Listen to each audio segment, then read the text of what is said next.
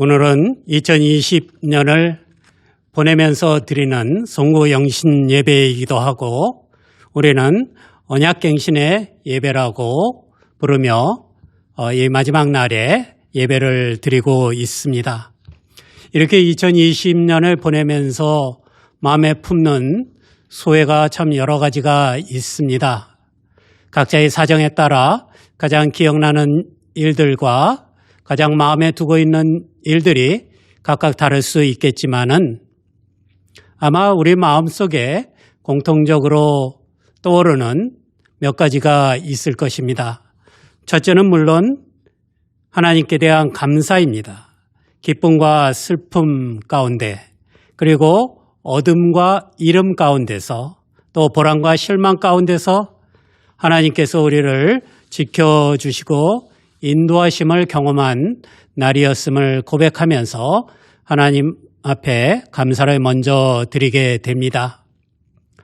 그리고 2020년을 지내면서 빼놓을 수 없는 기억은 코비드-19 팬데믹에 대한 것이죠. 이로 인해서 고통을 받은 사람들이 너무나 많았습니다.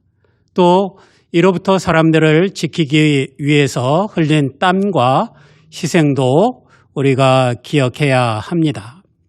이 모든 아픔을 숫자로 표시한다는 것이 조금 마음에 언짢습니다. 숫자로 표시하기에는 너무나 아픈 상처이고 또 귀한 생명들이지만 코로나 바이러스로 인해서 전 세계적으로 수천만 거의 1억에 가까운 사람들이 직접적인 피해를 받았다고 그렇게 집계가 되고 있습니다.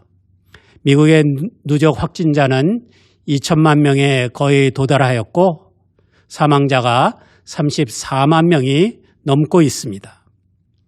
우리가 살고 있는 하와이의 경우 2만 1,000명 이상이 감염되어서 280명 이상이 목숨을 잃은 것으로 보고되었습니다.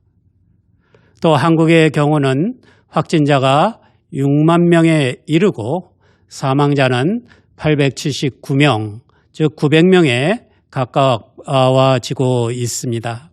전 세계적으로 보면 8,230만 명 이상이 감염되어서 그 가운데 180만 명 이상이 사망한 것으로 그렇게 보고가 됩니다.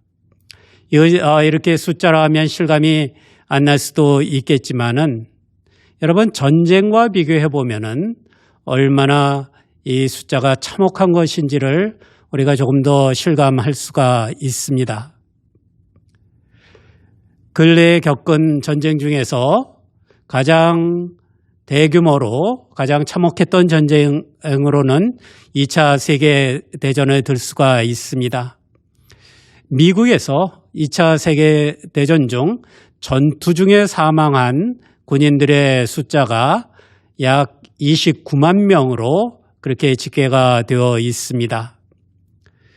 몇 년간의 전 세계에서 벌어진 전쟁의 사망자가 30만 명을 넘지 않는 데 비해서 1년 동안 코로나 바이러스로 인한 사망자가 34만 명을 훌쩍 넘어서 35만 명에 가까워지고 있는 것으로 볼 때 이 전염병이 얼마나 심각한 문제였는가, 얼마나 많은 사람들에게 영향을 끼쳤는가 하는 것을 우리가 다시 한번 기억할 수가 있습니다.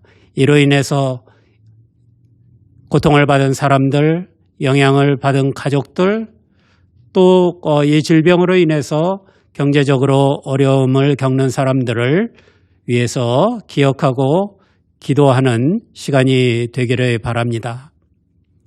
방금 말씀드린 숫자들로 짐작할 수 있듯이 사실상 이것은 전쟁이었습니다. 그리고 이 전쟁의 가장 일선에서 질병의 극복을 위해서 사람들을 이 질병으로부터 보호하기 위해서 싸운 사람들이 있습니다. 의료 종사자들이죠. 그리고 이들과 함께하며 돕고 이 극복을 위해서 노력한 모든 이들의 땀과 희생을 우리는 기억해야 합니다. 그런데 유감스럽게도 코로나 바이러스에 의한 의료 종사자들의 피해 상황에 대한 정확한 통계는 집계가 되고 있지 않습니다.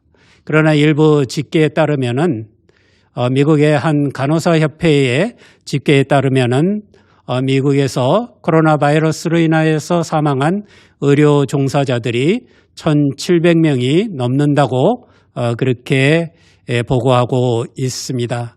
전 세계적으로는 엠네스티가 조사한 바에 따르면은 의료 종사자들이 코로나 바이러스로 인하여서 사망한 경우가 7,000명이 훌쩍 넘을 것으로 그렇게 추측이 되고 있습니다. 이들이 이 전쟁터의 최일선에서 우리를 지키기 위해서 싸운 병사들이고 그 가운데 이런 희생자들이 났다고 하는 것을 우리가 기억을 하면서 그들의 땀과 희생을 마음속에 간직하고 기억하고 또 함께 힘을 보태서 이 질병을 새해에는 반드시 극복할 수 있도록 해야 할 것입니다. 우리 교회에서도 이 팬데믹으로 인해서 영향을 받고 경제적으로 어려움을 겪는 가정들이 있습니다. 이 가정들을 위해서도 여러분 기억하고 기도해 주시기를 부탁을 드립니다. 그리고 올해 무엇보다도 우리가 기억하고 있는 것은 연초에 하나님의 부르심을 받은 박병화 권사님의 소천입니다. 교회가 시작되던 때부터 한결같이 같이 하시던 권사님의 갑작스러운 소천의 소식은 우리의 마음을 온통 뒤흔들었던 일이었습니다. 박경혜 집사님을 비롯해서 그 자녀들, 유족들을 여러분 늘 기억하고 함께 기도해 주시기를 부탁을 드립니다. 한 이야기가 생각이 납니다. 코비드-19이 미국에서도 본격적으로 시작된 것이 올해 3월이었던 것으로 기억이 됩니다. 그때 캘리포니아에 환자들이 참 많이 발생을 했었는데 캘리포니아 얼바인의 티미 챙이라고 하는 의사는 호흡기 질환 전문의로서 중환자실에서 환자들을 치료하던 의사였습니다. 따라서 코비드-19 환자들의 진료를 하게 되고 환자들과 밀접하게 접촉할 수밖에 없었던 상황이었습니다. 그는 병원에서 코비드-19 환자들을 치료하게 되자 자신이 그 병원균을 가지고 집으로 돌아와서 어린 자녀들을 비롯한 가족들에게 이 병을 옮기게 될 것을 염려하게 되었습니다. 그래서 그렇게 결정을 하였다고 합니다. 차고 안에다가 텐트를 치고 거기에 매트리스를 깔고 스스로 가족들과 격리를 하면서 병원에 나가서 환자들을 위한 진료를 계속하였다고 합니다. 사실 이 질병에 대한 대처 방식이 혼란을 겪고 정확하게 어떻게 행동하는 것이 옳은 것인지에 대한 정확한 지침이 없던 초기 시절에 이 병의 불확실성 때문에 생겨난 수많은 이야기들 중에 하나였습니다. 이런 불확실성 속에서 자신의 의무를 다하면서도 가족을 지키기 위해서 이 의사가 생각해낸 방편이었던 것을 우리가 기억을 합니다. 이런 불확실함 속에서 나름대로 삶을 지키기 위한 노력이 만만치 않았던 그 당시를 우리가 함께 기억을 합니다. 이 이야기를 통해서 알 수 있듯이 우리가 사는 세상이 얼마나 많은 불확실성으로 둘러싸여 있는지 그것을 다시 한번 일깨우게 된 것이 지난 한 해의 경험이 아니었나 생각을 합니다. 그런데 이 불확실성이라고 하는 것이 사실 새삼스러운 일은 아닙니다. 우리의 인생과 우리가 살아가고 있는 세상은 늘 이런 불확실성 속에서 지나가고 있었습니다. 다만 우리가 그것을 인정하지 않고 무시하면서 마치 존재하지 않는 것처럼 우리는 우리의 삶을 통제할 수 있고 우리가 살아가는 삶의 이 기초는 튼튼하게 지어져서 이것이 통째로 흔들리는 일은 없을 것이라고 하는 막연한 가정을 가지고서 살아왔던 것이 우리의 현실이었습니다. 지난 2020년의 경험은 이렇게 우리가 당연하다고 생각하고 혹은 그렇게 생각하기를 원하던 것들이 더 이상 당연한 것이 아니고 그리고 우리의 삶의 기반이 튼튼하다고 생각하려던 우리의 생각들이 얼마나 신기루에 가까운 것이었는가 그리고 그것들이 얼마나 쉽게 흔들리는가 하는 것을 하는 현실을 직면하도록 만들어 주었습니다. 아마 앞으로도 우리는 이런 불확실성을 계속 경험하면서 살아가야 할 것 같습니다. COVID-19이 극복된다 하더라도 이와 비슷한 새로운 질병의 대유행은 언제라도 있을 수 있는 것이다 하고 경고를 하고 있습니다. 우리가 많이 이야기하는 기후변화에 따른 삶의 환경과 조건이 앞으로 어떻게 변할지에 대해서도 우리는 사실상 아무런 대책을 마련하지 못하고 불확실한 미래에 우리의 삶을 맡기고 있는 것이 우리의 현실입니다. 그리고 이렇게 대규모의 불확실성뿐만 아니라 우리의 일상에서 겪는 불확실성의 문제도 결코 만만하지가 않습니다. 우리의 인생은 이런 불확실성에 더불어서 불가해함이라고 하는 문제를 동시에 안고 있습니다. 우리 삶 가운데 일어나는 일들, 우리가 겪는 일들, 세계적으로 일어나고 있는 여러 가지 비극적인 상황들을 과연 우리는 어떻게 설명을 할 수 있겠는가? 무엇이 원인이고 그 결과가 무엇인가 하는 인과관계를 정확하게 파악할 수 없고 그렇기 때문에 설명할 수도 이해할 수도 없는 일들이 수시로 일어나는 것이 우리의 삶의 조건입니다. 이렇게 불확실하고 불가해한 그런 상황 가운데서 어떻게 흔들리지 않고 살아갈 것인가 하는 것을 묻지 않을 수가 없습니다. 오늘 우리가 읽은 창세기 22장은 모리아산으로 향하는 아브라함과 이삭의 이야기를 전하고 있습니다. 이 아브라함의 여정은 납득할 수가 없는 것이었습니다. 도대체 왜 하나님께서 직접 약속으로 주신 아들 이삭을 하나님께 제물로 바치라는 요구를 하였는가? 이 요구는 아브라함뿐만 아니라 누구도 납득할 수가 없는, 이해할 수가 없는 요구였습니다. 이 요구는 아브라함을 향해서 그동안 보여주신 하나님의 태도와는 전혀 어울릴 수가 없는 것이었습니다. 아브라함은 그 길을 떠나야 하는 이유를 납득할 수가 없었고, 그리고 그 결말이 앞으로 닥칠 일들이 어떻게 전개될지를 예측할 수가 없었습니다. 불확실하고 불가해한 일투성이가 창세기 22장에 기록되어 있습니다. 그런데 아브라함에게 이런 경험은 꼭 새로운 것만은 아니었다는 것을 우리가 기억을 합니다.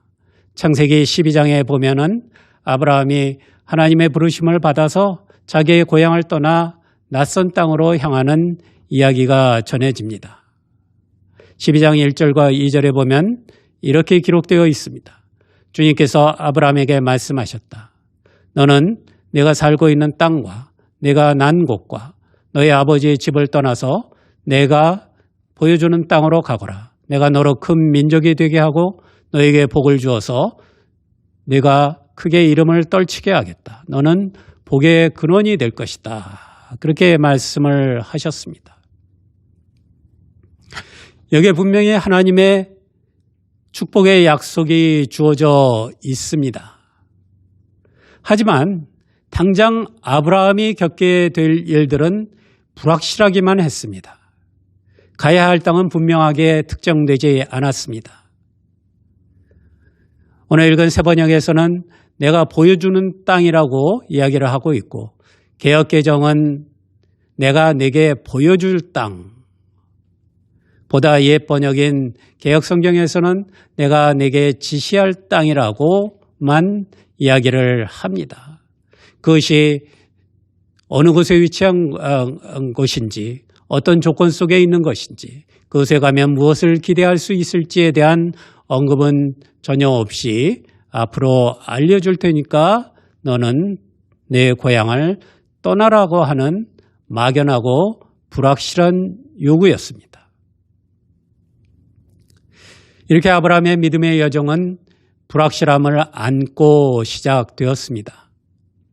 그리고 아브라함의 믿음의 일생의 마지막 에피소드이자 절정을 이루는 모리아 산으로 향하는 여정도 이와 다르지 않습니다. 당장 내딛어야 하는 한 걸음이 확실한 적이 별로 없었습니다. 그리고 많은 경우 하나님이 하시는 명령과 하나님이 보여주시는 일들은 쉽게 이해될 수 있는 것이 아니었습니다. 적어도 당장은 이해하기가 어려운 일들이었습니다. 그런데 이런 불확실함과 불가해함은 또 아브라함만 겪은 일은 아니었습니다. 모세에게 주어진 명령과 그가 걸어야 할 길도 그랬습니다. 내 백성을 자유케 하라는 명령은 확실하지만 그 모세가 걸어야 할 한 발자국 한 발자국, 그리고 그것이 이어져서 만들어지는 여정은 결코 확실한 것이 아니었습니다. 하나님의 부르심을 받고 예언의 목소리를 높였던 예언자들도 그들이 받은 말씀은 분명하였지만 그들이 당장 겪어야 할 일을 확실하게 알고 있는 것은 아니었습니다. 불확실함, 그리고 이해할 수 없는 불가해함이라고 하는 것은 믿음의 사람들이 그 여정을 겪는 동안 안고 가야 할 삶의 조건들이었습니다. 눈앞에 닥칠 일들이 확실하지가 않았습니다. 하나님이 원하시는 것이 무엇인지 이해되지가 않았습니다. 그러나 그 속에서 길을 가야 하는 것이 우리의 삶입니다. 하나님의 부르심은 그런 길을 걷도록 우리가 그런 길을 걷도록 만드셨습니다. 이런 조건 속에서 흔들리지 않고 믿음으로 살아간다는 것은 무엇일까 하는 것을 질문을 하게 됩니다. 거기에 대한 성경의 답은 간단합니다. 첫째는 하나님이 지시하시는 방향, 하나님이 약속하신 그 결말에 대한 확고한 믿음을 가지고 살아가라는 것입니다. 아브라함에게 당장 내디뎌야 할 한 발자국의 걸음은 확실하지가 않았습니다. 하지만 아브라함에게 확실한 것은 하나님이 그런 모든 민족에게 축복의 근원이 되도록 하시겠다고 하는 약속이었습니다. 모세가 당장 바로를 만나고 말 듣지 않는 이스라엘 백성을 이끌어서 광야를 지나 가나안 땅으로, 약속의 땅으로 가야 할 그 여정은 비록 분명하지 않았지만은 모세에게 주어진 방향은 하나님의 백성을 자유케 해서 언약의 백성이 되게 하라는 것이었습니다. 우리가 삶 가운데 부딪히는 현실은 불확실한 것이 많습니다. 그리고 이해하기 어려운 일들이 가득 쌓여 있습니다. 하지만 그 가운데서 우리가 걷게 되는 여정이 어디로 향하고 있는지, 무엇을 향하고 있는지는 분명합니다. 그 목적지가 어디이고 어느 방향으로 가야 하는지, 무엇을 바라보고 길을 걸어야 하는지에 대해서 하나님께서는 우리에게 분명하게 알려주셨습니다. 그 모든 것은 예수 그리스도를 통하여서 우리에게 분명히 계시되었습니다. 우리는 우리가 가는 길을 압니다. 내 한 발자국은 모르더라도 우리가 가는 길이 어디로 향하고 있는가 하는 것을 분명히 알고 있습니다. 두 번째는 한 걸음 한 걸음을 인도하시는 하나님의 인도하심과 준비하심에 맡기고 걷는 것이 우리의 믿음의 길이라고 하는 것입니다. 모리아산으로 가는 아브라함은 구체적으로 무슨 일이 있을지, 그 결말이 어떻게 될지를 알지 못했습니다. 하지만 하나님의 준비가 있을 것이라고 믿었습니다. 아브라함에게 이삭이 아주 대답하기 어려운 질문을 던집니다. 거기에 대해서 창세기 22장 8절에 아브라함은 이렇게 대답을 합니다. 번제로 바칠 어린 양은 하나님이 손수 마련하여 주실 것이다. 하나님께서 준비하실 것이다. 나는 모르겠다. 나는 무슨 일이 일어날지 모르겠다. 하지만 필요한 것을 하나님께서 준비해 주실 것이다 하는 것이 아브라함의 믿음이었습니다. 이 믿음은 하나님으로부터 응답을 받았습니다. 창세기 22장 14절에 보면 여호와 이레 곧 하나님께서 준비하심, 주님께서 준비하셨다고 하는 말이 나옵니다.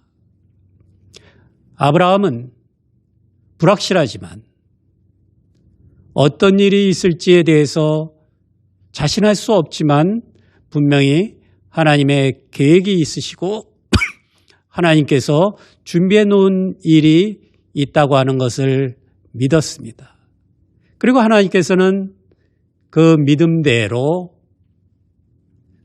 아브라함이 드릴 제사를 위해서 이삭을 대신할 어린 양을 모리아산에 준비해 놓으셨다 하는 것이 이 이야기의 결말입니다. 우리의 삶에는 불확실한 것이 많고 이해하기 어려운 일투성이이지만 그러나 확실한 것이 하나 있다면 우리의 발걸음을 안전하게 하고 우리의 발걸음이 흔들리지 않게 하는 한 가지 일이 있다면 그것은 하나님의 인도하심과 준비하심이 있다는 것입니다. 이것을 믿는 것이 믿음의 여정을 가능하게 하는 힘입니다. 우리가 2021년에 대해서 무엇을 확실하게 말할 수 있겠습니까? 우리가 2021년에 일어나는 일들을 확실하게 이해하고 설명할 수가 있겠습니까? 2021년은 어느 해가 그렇듯이 우리에게 불확실하고 불가해한 일투성이의 해가 될 것입니다. 하지만 그런 속에서 흔들리지 않을 수 있는 것은 하나님께서 인도하시고 하나님께서 준비하신다고 하는 믿음입니다. 이 믿음을 가지고 2021년도 뚜벅뚜벅 한 걸음씩 주님께서 지시해 주시는 땅으로 주님께서 보여주신 목표를 향해서 나아갈 수가 있기를 바랍니다.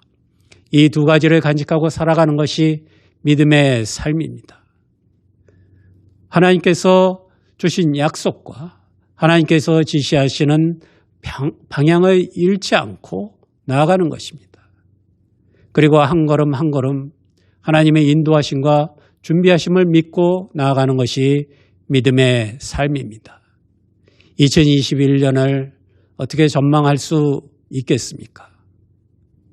불확실하고 이해하기 어려운 상황 속에서도 방향을 잃지 않고 두려워하지 않고 걸어갈 수 있는 믿음을 챙기는 것만이 2021년을 준비하는 우리의 자산이 될 것입니다.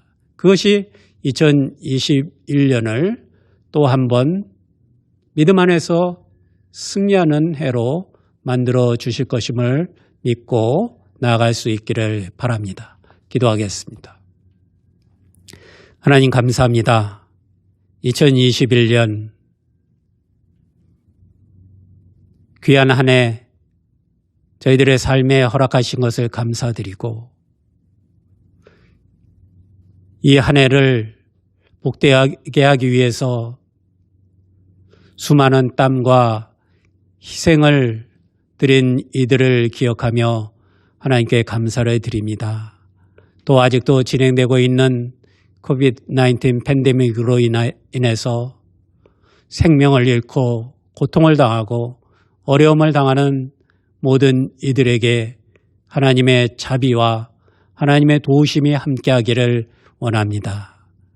우리가 또 2021년 한 해를 새로 맞습니다. 우리가 아는 것이 없고 우리가 준비할 수 있는 능력이 부족하지만 하나님께서 우리의 길에 방향을 준비해 주셨고 우리가 걸어가는 걸음들을 위해서 준비하신 것이 있음을 믿습니다. 주님, 이 믿음 위에서 하나님의 지시하신 땅을 향해서 그 방향을 향해서 지치지 않고 걸어갈 수 있는 우리 믿음의 식구들이 될 수 있도록 도와주시옵소서. 예수 그리스도의 이름으로 기도합니다. 아멘.